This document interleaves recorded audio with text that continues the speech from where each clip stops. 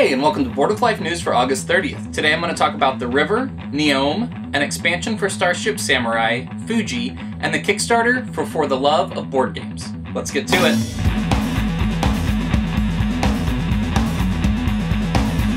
The River is a new game coming out from Days of Wonder.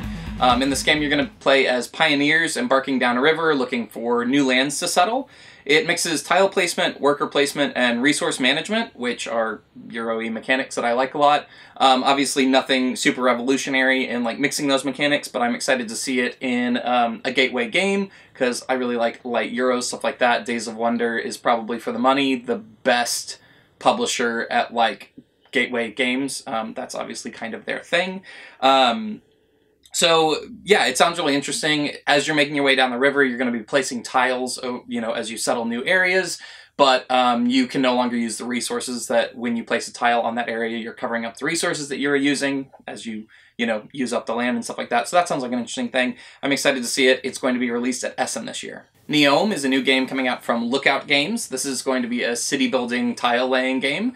In it, you are building a city over 3 generations. I think it's kind of going to like future cities. I think Neome is like neon, but with an M, because it's weird. I don't know. It's hard to say. Anyways, and every generation, over the 3 generations, the tiles that you're going to be laying get better and better, so you need to pre-plan how you're building your city early on so that you are able to place the tiles later on. You need to make sure that roads work and all that kind of stuff. So it doesn't seem radically different than a lot of like tile laying city building games, but that doesn't mean it's bad. I like city building tile laying games, so excited to see this one come out at Essen. Starship Samurai Shattered Alliances is coming out from Plaid Hat Games. This is going to be the first expansion for the recently released game Starship Samurai, where you're giant naval space fleets fighting, and then you also have like cool like Gundam type mech minis that you're using to help you fight. This expansion is going to have 2 new minis, 2 new mech minis, Hanzo and Ashita. They're each coming with their own 40-card decks. Hanzo is going to make it so that one of your ships can be indestructible, whereas Ashita is going to make it easier to generate income. Obviously, their 40-card decks will also do some new things, so exciting to see that. It should be available later this year. Fuji is coming out from Furlenspiel. This is designed by Wolfgang Warsch. Wolfgang Warsch, who probably had the best year that any game designer has ever had. He burst onto the scene this year with 3 different titles that were nominated for the Spiel or Kennerspiel, and he won a Kennerspiel, which is pretty incredible. He has another game coming out. I think this will be his 5th game coming out this year, which is totally crazy. In this game, Mount Fuji's erupted and you're trying to escape the lava flow. It's a cooperative dice game where everyone rolls dice and you secretly keep them behind your little player screens. And then cards come out that have requirements for the dice. Like, they have to be the highest number or same number or whatever. And using only limited communication, you have to correctly play your dice. So if it's like the lowest number, you have to play it where your partners don't have lower numbers than you, but you can't obviously say what number you have. So it seems like he's taking some of the stuff that he was exploring in the mind, like limited communication, cooperative gameplay, and putting it in a dice game, which is really, really interesting and exciting. It's also a thing that, like, until you play it, much like the mind, it's one of those things where you go like, I don't know if that's a game, but then it winds up being a game. So very excited to see this. Also, it has art by Weberson Santiago, who's one of my favorite board game artists. He did the Brazilian edition of Coup and the Bloody Inn, so I'm really excited to see him working with Wolfgang Warsch on this. This week's Kickstarter is for the Love of Board Games, which is a book detailing how a lot of your favorite games came to be. It's interviews with just an insane slew of game designers. I think that I just browsed, but I don't know, like 50. That's just a guess. It might be wrong, but whatever.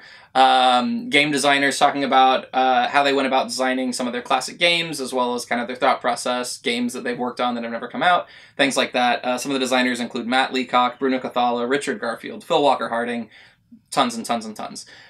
So I really like reading about game stuff. It helps me in my own design, and I also find it just fascinating and interesting hearing from industry leaders in general, not necessarily board games, but just anybody who's at the top of their industry.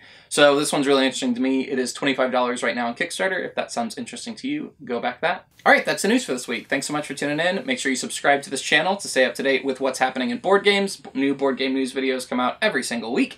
Make sure you follow me on social media. I'm at Chris Bryan Games on Twittergram and Instagram. Yeah, so follow me on both of those very popular social media platforms, the Twittergram and Instagram. And I have a Patreon, which is linked below. If you like what you saw and you found value in it and you want to throw me some money, that's a great way to do that, and it's always very much appreciated.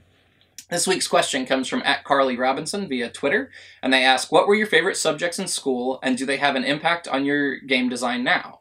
My favorite subjects in school were like junior high and high school. I was just way into art, so I always took like all the art classes and AP art classes and things like that. So that was like my main focus, and I didn't really worry much about schoolwork. I was really good at math. I didn't particularly like math classes. They were often very frustrating for me. But I certainly excelled in like math classes or like science, like that's sort of based off that, like chemistry, things like that. And then when I went to college, I majored in film production and film stuff.